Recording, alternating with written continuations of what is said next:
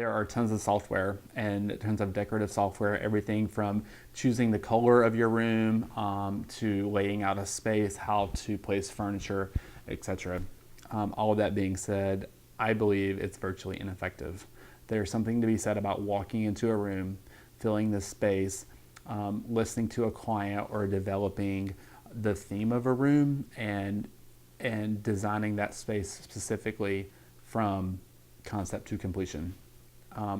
Computers don't have feelings. So a lot of things can be done over the computer and a lot of things are very effective, but unless you could show the computer your room and the space that you're working with and also tell it what you want to do and have it spit out the perfect answer, I believe there's something to be said as far as human interaction and feeling. And that goes back to the point of that we as humans want to connect with a space.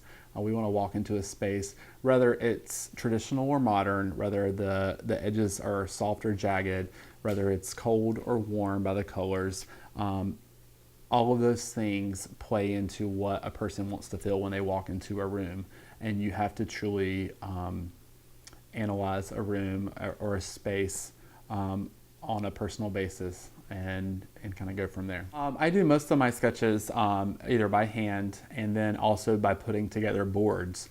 I put together color boards that incorporate the colors that we're going to use, paint samples, tile samples, wood samples, and then also fabric samples. So you can physically touch everything that I put together. You can see how your sofa is going to feel. You can actually see in the light of your living room how the color is going to look.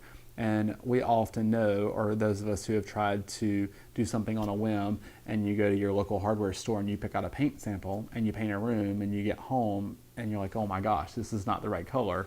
And that's all based on the fact of every space is unique. It's just like people and their DNA. Every space is unique in being in that space and truly experiencing it in a real-time situation.